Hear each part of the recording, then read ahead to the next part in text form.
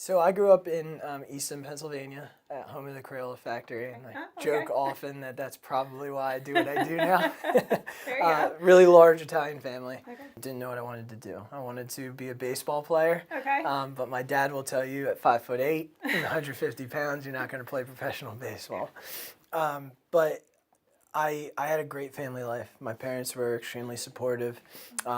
They worked their tails off to make sure that we could do all of the things that we wanted to do. So when I got to high school, I had been dealing with some sort of health impairment for 5 or 6 years. And I was misdiagnosed numerous times with epilepsy, with a migraine disorder. And they couldn't quite put their finger on why I was still having these episodes where I was passing out and wouldn't come to for anywhere between 10 minutes to an hour and a half. Oh my gosh.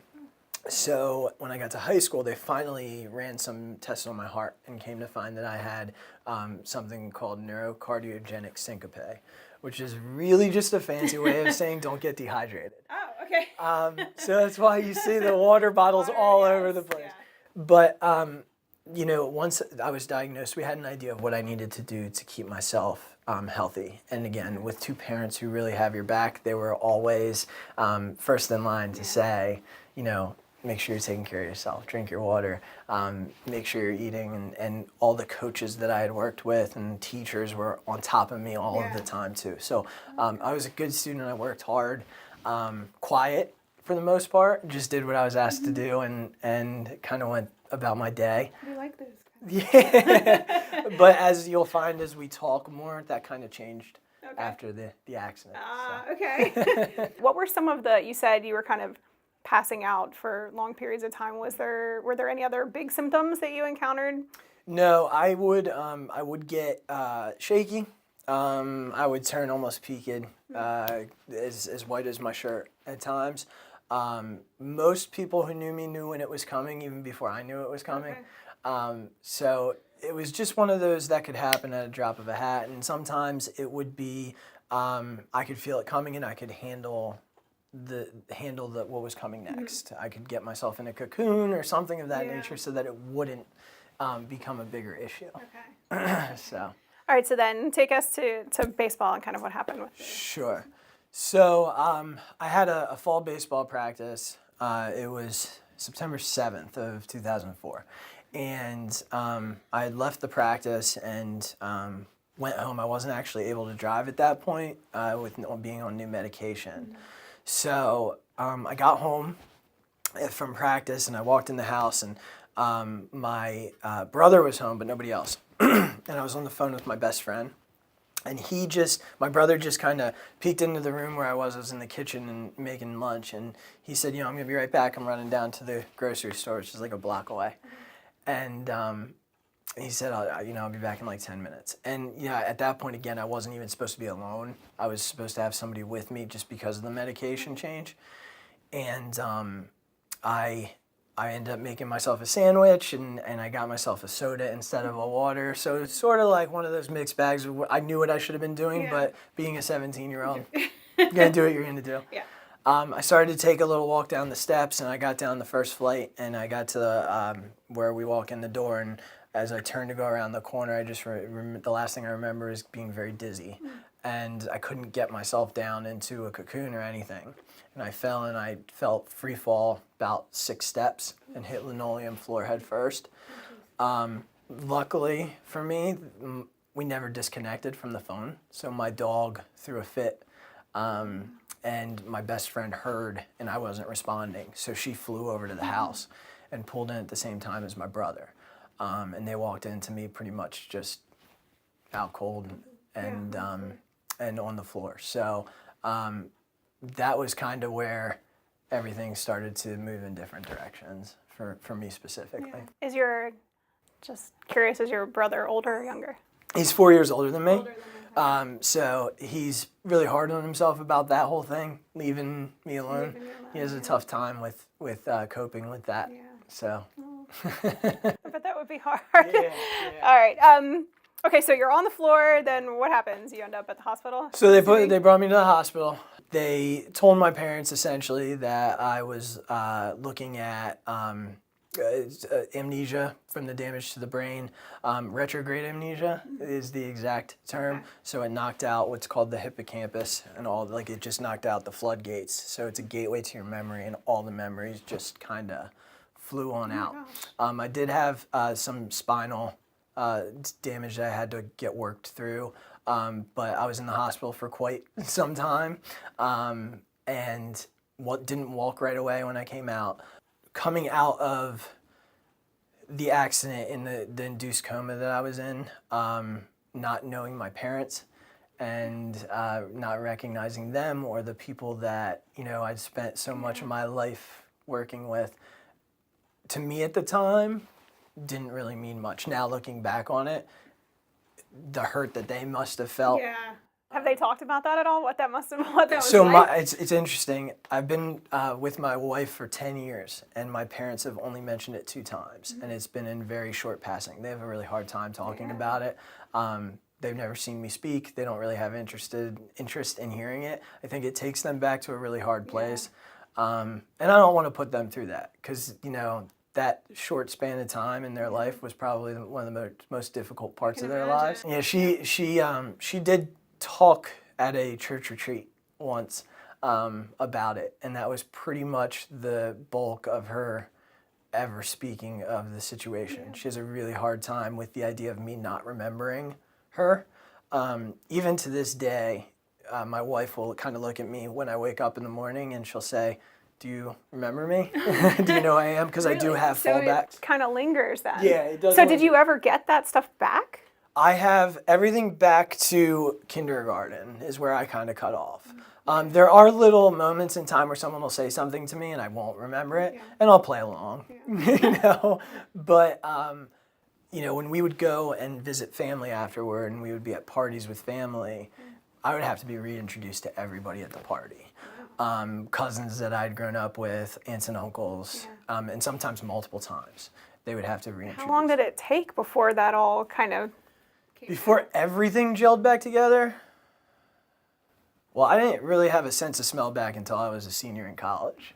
But memories, they still kind of come back. There are things that still aren't really 100% there. So I would say for the bulk of it, by the time I was sophomore in college, I really had felt like myself again completely.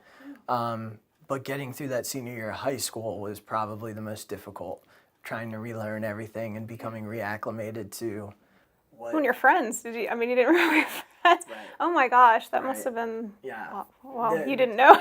Exactly. No. But, you know, very supportive. Yeah. You know, they'd come and visit. My parents, like, set up a schedule so that people could come and visit me and try and rekindle whatever memory I had, you know, just in hopes to you know, I was seeing neurologists and psychologists and everything just to try and get as much back as I could. Yeah, I was going to ask, what kind of therapy and things did you have to do for that? So I did see a psychologist. I did work with an occupational therapist just for the fine motor things that I had lost. I joke all the time that I wrote lefty for a while. I was going to ask about that. And I write righty, but I write like a lefty with my right hand. So what's the story with that? It's just the brain, the way the brain works. I got too frustrated trying to relearn left-handed, and I just went to the right. Switched to right. Yeah. The brain is a very mysterious. I learned that over the course of all of this, that there were a lot of things that I did differently than I do now. Was baseball kind of out after that point? So I was hoping to go to school and play, and a lot of schools kind of pulled out offers and things like that. And I still went to school hoping to play, but realized quickly that it just wasn't in the cards for me. I did play most of my senior year, but it was a struggle. I mean, I had the muscle use and all that stuff was stuff I had to relearn. Pieces of my life that had been so natural for so long had become increasingly difficult for me. So it did take a backseat, but I was still part of the team, and my focus was being able to graduate and be successful in some form of life that maybe I hadn't thought about before. So how did you get interested then in education? I had some really amazing teachers, especially after this incident. I had always loved school. I enjoyed being in school. I loved all my teachers growing up. I thought they were all very passionate. I went to a private Catholic school growing up, so having that, those teachers come to school every day and really take special interest in us meant a lot. And I know that's pretty much any teacher that you ever come across in your life.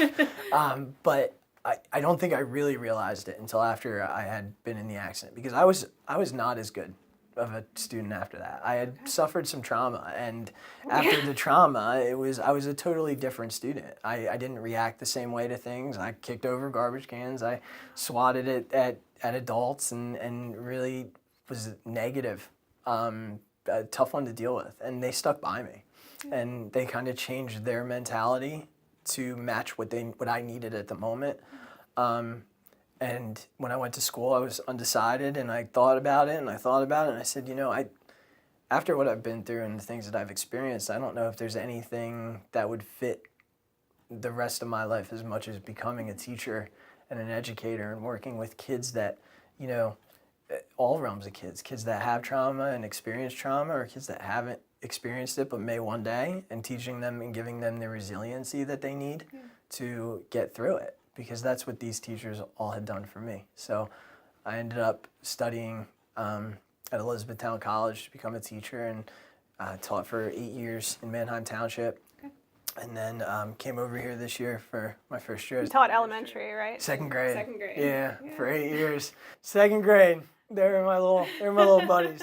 I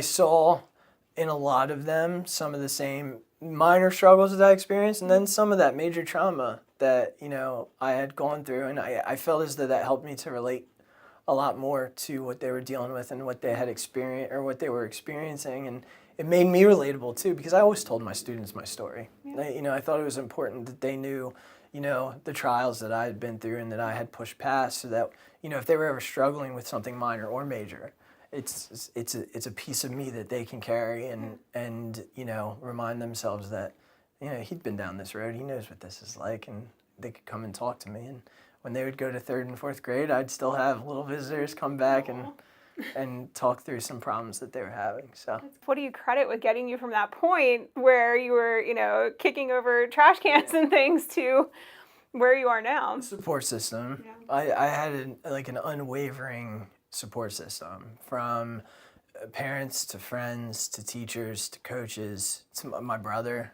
who just never let me forget where I had been. When I went to college and I would become frustrated, being able to call home and my dad would say, "There's nothing. It was a year ago that you weren't even walking, and a year ago you were in a hospital bed. These are things that you can overcome." And I think even after I graduated from college and I moved on to my career, I had a wonderful support system there too. And, I called them like my mothers where I worked, because just like my mom when I was at home and my friends in college, if I didn't have a water bottle in front of me, the water bottle was there 2 seconds later. Yeah. The support system that kind of gave me that mindset, that growth mindset of I'm not stuck here and I don't have to be stuck here. Yeah. And I can find a way to maneuver myself through this. It may take long, it may not take as long. So now problems don't seem as large as they used to. Yeah. Well, that's such a great perspective to have too as a teacher and an administrator, because there probably are so many kids, that I run into. I know that there's a great kid underneath, but they're going through so much in their own lives that you need to kind of dig past that and be that support for them. There are a lot of days, that I'll deal with 4 or 5 kids that are really having a hard day, and sometimes more.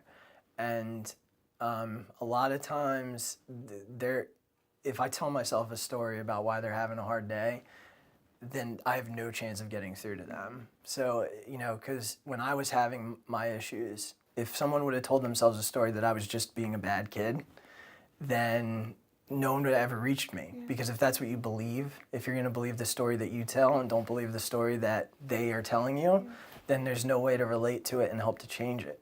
So, kind of just having the perspective of everybody has a story, and it could be day to day. Mine's a bigger picture story, but our kids could have a day-to-day story that traumatizes them before they even walk through our doors. So giving them the opportunity, I see you're angry, but you're not angry at me right now. So what is it that has you angry? Let me help you with that. Let's get to that first. And just kind of taking that perspective on it has been a real help for me in this specific position. So do you think in a way kind of your accident that you had made you a better professional? I think it made me a better person. I'll be honest with you. Not again, when I think back to who I was before, I was a quiet person. I was, I grew up in an Italian household, so I rarely got to talk anyway. But I mean, it's one of those things. My mom and my brother dominated the conversation, and my father and I would just sit and look each other across the table.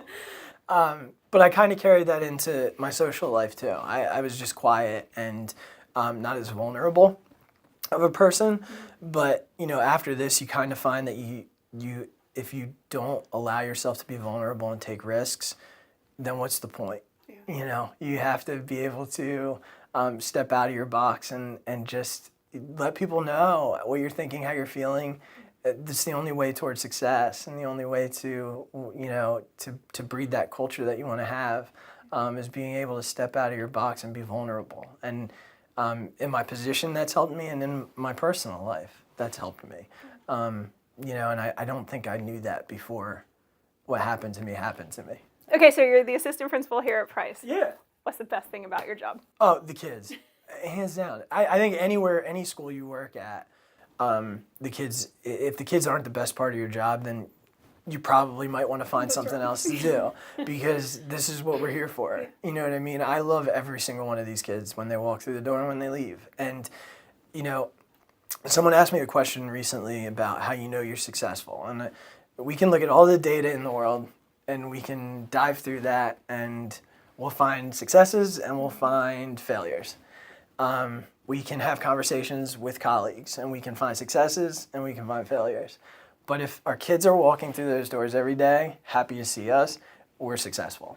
Because the true purpose of a school is to give them a comfort outside of their own home, an environment that they can feel successful in, an environment that they can feel as though they can come and be themselves and be empowered.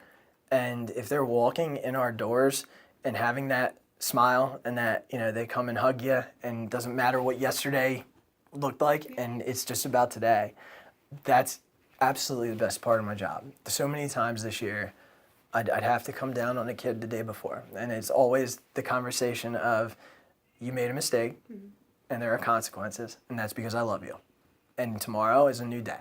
And when you come indoors, it's all forgotten, and we move on with a new day. And they appreciate that. It's not, you have I love you, but because of that, it's I love you, and because of that, there's a consequence.